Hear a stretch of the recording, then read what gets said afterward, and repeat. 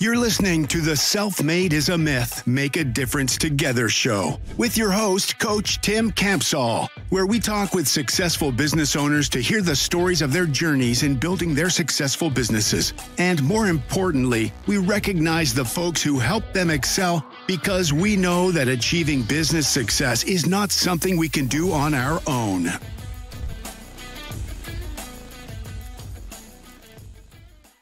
Hello, everyone. This is Coach Tim Campsall, and I'm excited to have a fellow business owner from Indiana with us today. Something unique about my guest is that he dropped out of college to start a DJ business. We're going to ask him about that. That sounds like a ton of fun. In his downtime, he enjoys RV camping with his family and just tinkering around with different projects. And he is most proud of being able to run a successful business while also being present with his family. It's my pleasure to welcome Reggie to the show today. Hi, Reggie. Hey, Tim, how you doing today? I'm fantastic. Thank you for asking. Hey, let's start with having you introduce yourself. Tell us your full name and a little bit of your personal story, like where you were born and live and about your family and hobbies. Awesome. Well, my name is Reggie Stewart, and I was born in Indianapolis, and in grade school moved up to Noblesville, Indiana. And Noblesville is where I live today. I moved away for a while and then moved my business back, and yeah, it's where I call home. It's a great community to work and play in. I'm a Noblesville graduate and went to Ball State for a little while. Like I said, I spent 4 years there. I just didn't spend 4 years in school. But I did have a lot of fun, and started my first business. And it wasn't even my first entrepreneurial venture, but it was my first official entrepreneurial venture. Yeah. I settled back down here in Noblesville, with my wife, Stephanie, and my two boys, Remington and Emerson. And we have a good time here. Fantastic. So DJing, how long did that go for? And what was what drew you into doing that? Yeah, so I've always liked music, and when I was, I think probably in middle school, I went to a party and saw a DJ, and I thought that was a pretty cool thing, and learned more about it. And then I was into hip hop music, and that turned into and this entrepreneurial spirit that I have and have always had. So when I was in my early 20s, even late teens, I started just playing around with home stereo stuff, piecing it together and working with some friends to play music at parties. Then I started buying lights, and then eventually I actually traded a jet ski for my first professional sound rig. And by the time I was 22, 23, I had 3 sound systems and 2 vans, and I had a bunch of different people I subcontracted to. So I did everything from weddings to like overnight rave parties. Like nice. We did all kinds of fun stuff. So yeah. Hip hop, did you go to the Pitbull concert? I did not, no. I haven't been to a concert for a little while, but that'd be a good one. The light show was pretty incredible. I bet. Hey, Reggie, is there a funny story that your family likes to tell about you that you'd be willing to share with us? Well, I'm pretty well known for not being able to pass a garage sale up. So there's an occasion when I recently brought home a box full of random glassware to teach my kids how to sell on eBay. So nice. I like to have some fun. I grew up in going to auctions and garage sales, so there's some of that's still in my blood, and it's something right or wrong, I'm going to pass it on to my boys. Right. I love it. So tell us, how did the current business come about, and at what point did you know that or have the confidence that you could run your own business? Yeah. So confidence to run my own business is something that I think I've always had, but it's continually evolved over the years. But when I was I was taught, like, as a pretty young age, that if I wanted extra stuff, that I needed to earn it. And I really took that to heart. And, of course, I mowed lawns and did all the things, lemonade stands, things that kids normally do. At one point, at around 6th grade, my mom introduced me to this place that sold just all kinds of little junky trinkets, but at wholesale in bulk. So I bought a bunch of squirt guns and slap bracelets and just random stuff, right? And I started selling it at our neighborhood garage sale. So one year I sold enough of that stuff to buy a moped. Nice. And I mean, so in sixth grade, I had the bug. Seventh grade, I Yeah. had the bug. Yeah. So the confidence piece was pretty good. I'm also like a naturally born, whatever reason, I'm very car centric. I love cars. I always have. I mean, like all little kids play with Hot Wheels, or most, that's not uncommon. But when I saw some TV shows about actual car shows, that really caught my attention. And my mom was very supportive of that. I mean, she was a car person too. Like her first car when she was in nurses training was a 1953 Corvette, which Oh, is the wow. first model year of Corvette. And so she had a DeLorean when I was a kid. So Oh, there were some cars around me awesome. that were interesting. And so I've always been intrigued by that.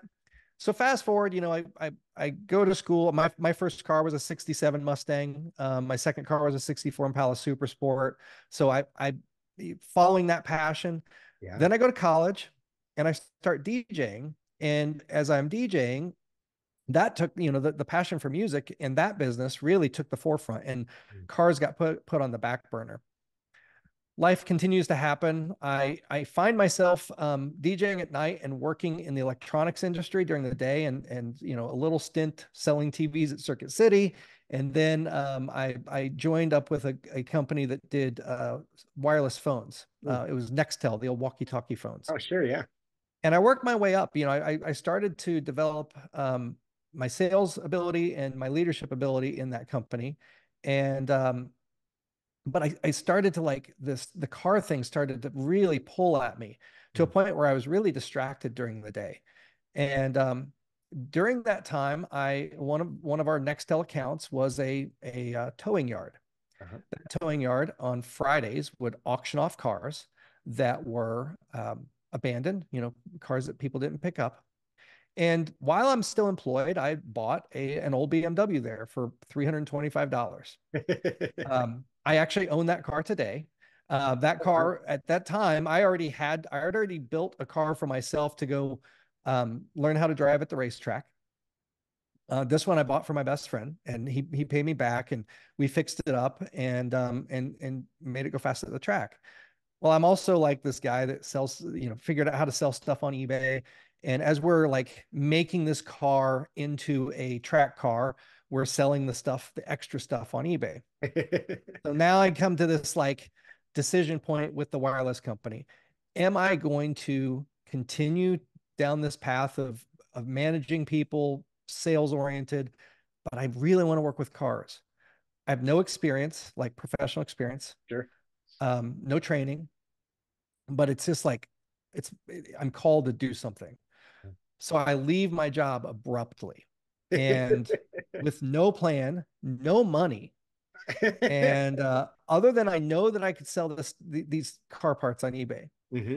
So through another one of my Nextel clients who he had a pole barn that I could rent part of, and uh, knowing that I could go buy these cars because there were BMWs and Mercedes down at this tow yard, I borrowed $1,000 from my best friend, and I bought three parts cars, or three derelict old BMWs, and I had those towed to this pole barn that I rented. No heat, no plumbing. I started this in February of 2006. And it was a whole new lifestyle for me. And I tell you, like, the happiness was incredible. Like Wow. climbing around in this dirty, dark pole barn, taking cars apart, but creating a spreadsheet of the values of all these parts, and reaching out and selling these through my various channels, and a lot of it through eBay. Yeah. It was very rewarding. That's awesome. So that was the beginning. Yeah. And how that evolved is over time, people that were buying these parts on eBay, some of them, I literally I shipped parts to every continent except for Antarctica over about 4 or 5 years. Wow. But there were some local buyers, right? There's some people here in the Indianapolis area that found me, bought parts from me, and then asked me to put those parts on their car. Mm. And that just slowly kind of snowballed until I was really busy.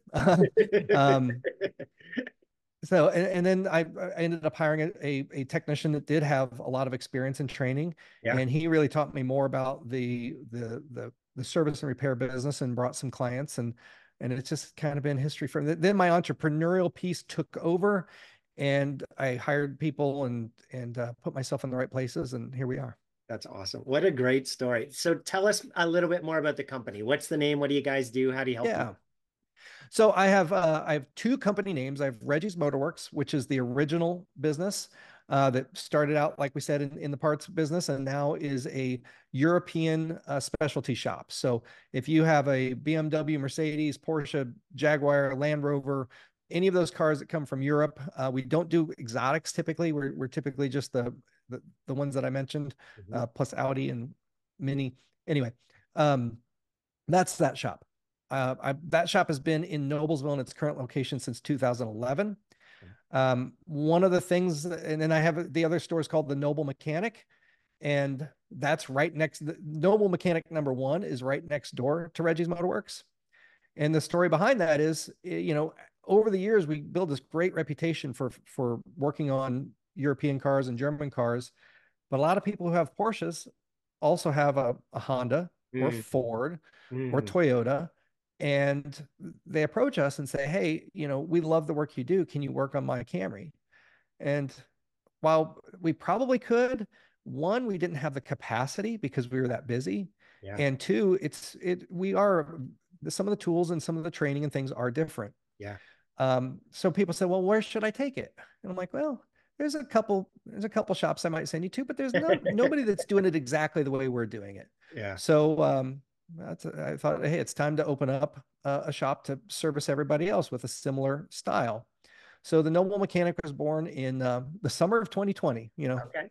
Great time to start a business, and it was, it worked out really well. And then in 2022, I purchased a auto repair shop in Kokomo, Indiana, that was called Quality Auto Clinic, and we rebranded that as the Noble Mechanic as well. Nice. And yeah, so that's kind of the story.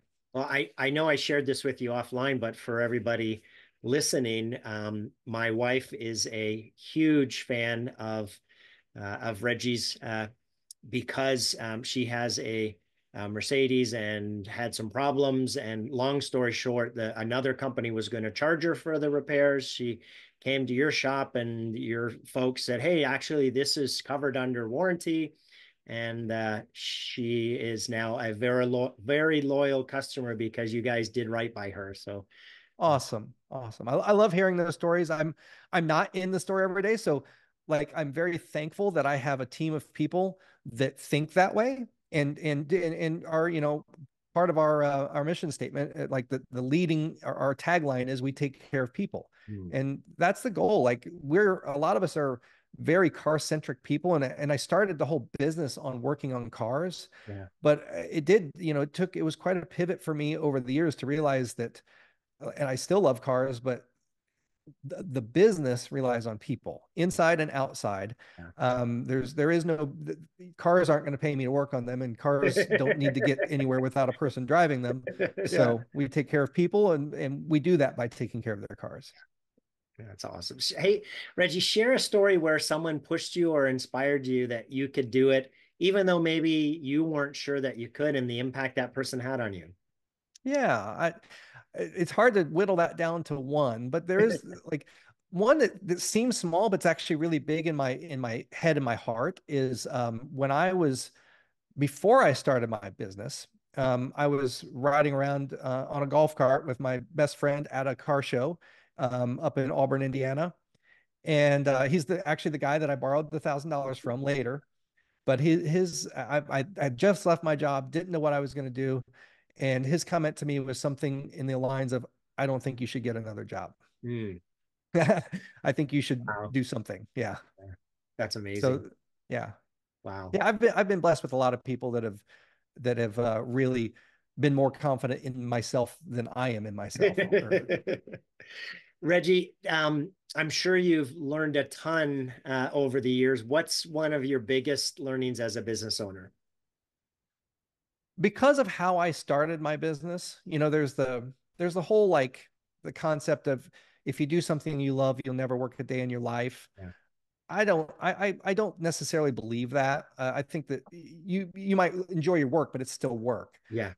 For somebody who started a business passion first, and being moderately successful, like I could pay my bills, but learning the transitioning from doing everything with my gut to doing making a lot more decisions with numbers and understanding the financial, like understanding the formula by which to run the business Yeah. versus just like I think I had a lot of like raw talent and gut, but I really needed I needed coaching and help to understand the financial side of things. Right. Yeah. It's so true that, the school system teaches us how to be employees, right? Other employers teach us how to be employees. So for those of us who have gone out on our own, right, there isn't a book to read or a course to go through in terms of how to become the profession of business ownership. And so, you mentioned coaches, there are courses and classes, but generally, right, those of us who go into business for ourselves have a passion, right, or we're really good at our art or our craft or our trade, and then have to figure out how to be great at business ownership. Absolutely. Yes, that's a very well put.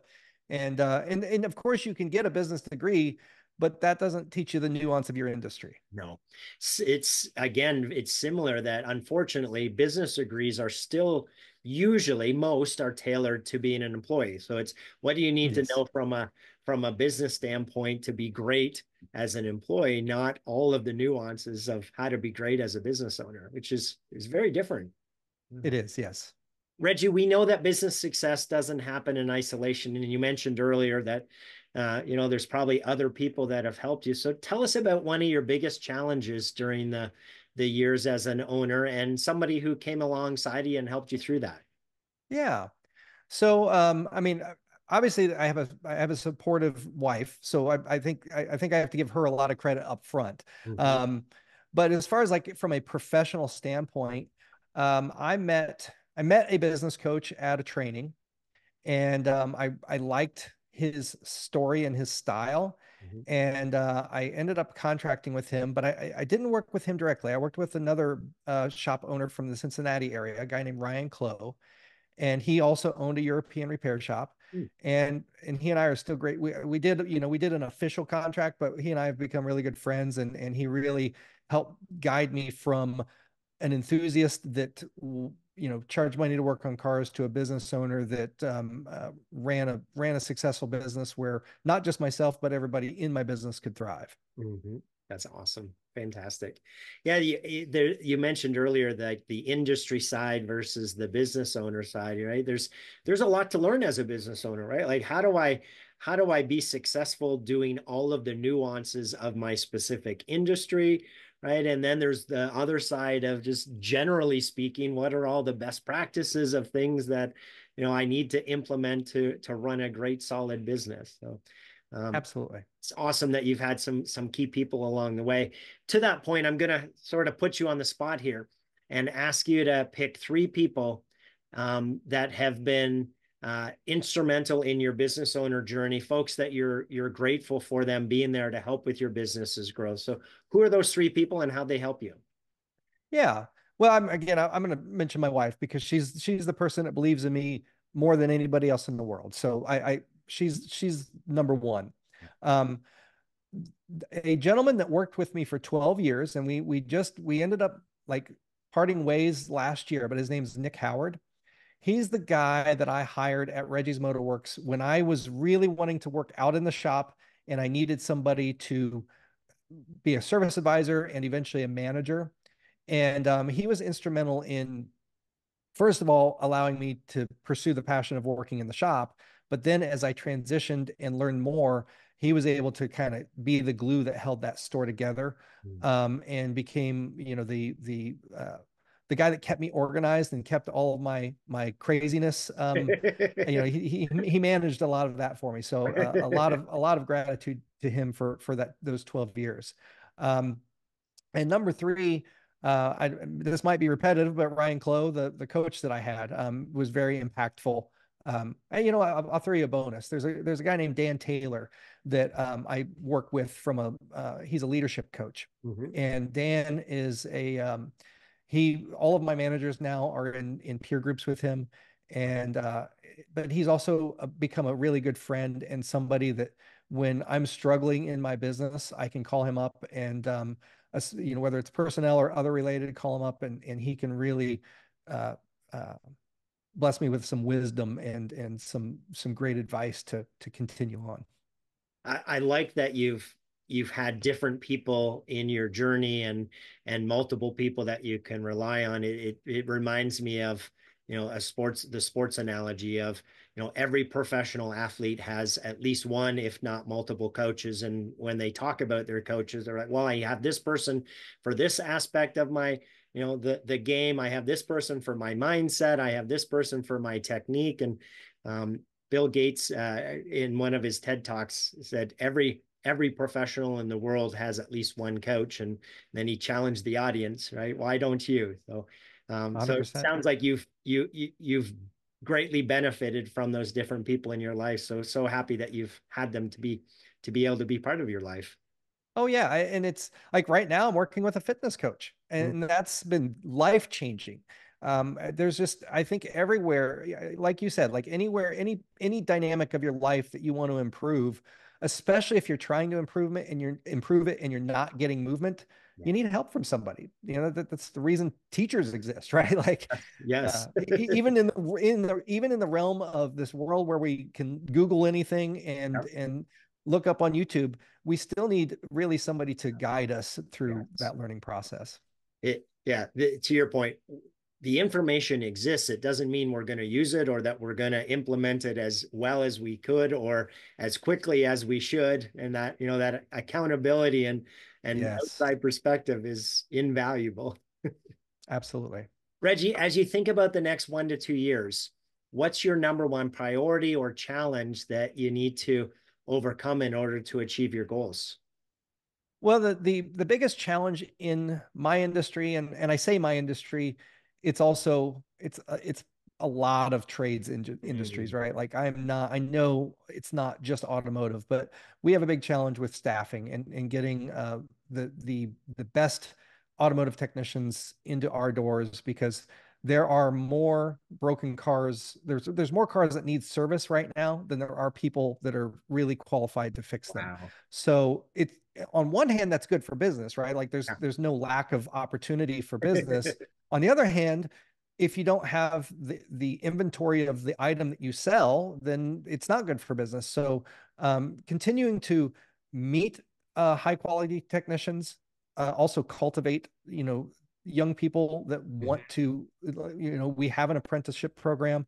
It's still it's not a perfect program, but it's we have a couple people that are well into it and they're very successful where they're at. But having more capacity to take on more apprentices would be a big deal because we want to do them right. Mhm. So developing a better apprenticeship program is a piece of the equation. And then like expansion is on the horizon. Within the next year, I see adding 1 to 2 locations.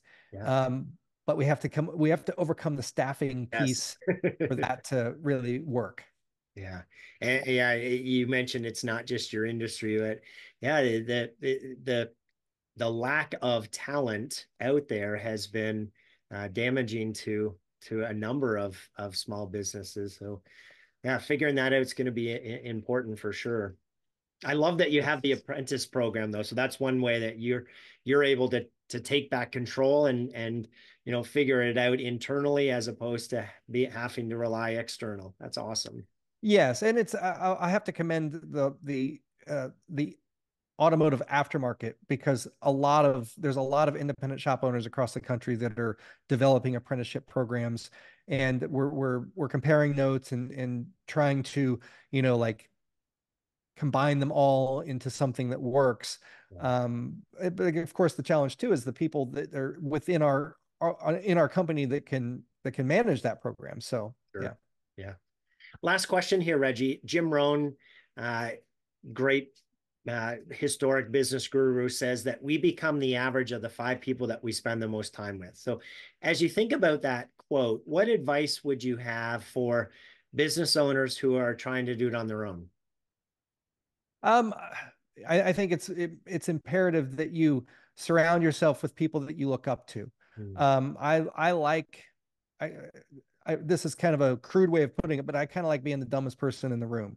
There's a lot of people that have done a lot more than I have, and I found, and I think a lot of us that do this have found that people that are really successful want to share their success. We're naturally inclined, just like the people that are coming up, that may be a step or two below me. I love like bringing them up and sharing. I don't have any secrets that I'm not willing to share. It's and I feel very confident that the people that are beyond where I'm at feel the same way. And once we all recognize and understand that, we can like all continually help each other. I love that. What a great advice for folks listening here. Reggie, it sounds like you've been blessed with some incredible people in your journey. If they were all here on the show today, what would you want to say to them? I think thank you is the most simple thing to say. Like, I don't know that words can express the gratitude that I have for pretty much anybody I've come into contact with over my career. And that even goes out to people that I've had bad experiences with, because we learn from every experience we have with every person. And I've made mistakes as an owner and as a leader and as a manager. And while I regret those mistakes, I've learned from them. At the same time, there's a lot of people that have really stood with me through a lot of difficult times, and I appreciate them all. And then the new people joining my organization that believe in what I believe in is very humbling. So I love being where I'm at. Fantastic.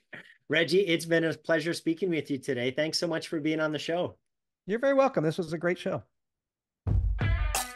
Thanks for listening to the Self-Made is a Myth show. Please help spread this movement by liking and subscribing to our show and following us on Facebook and LinkedIn. To join our movement, go to bemadtogether.com.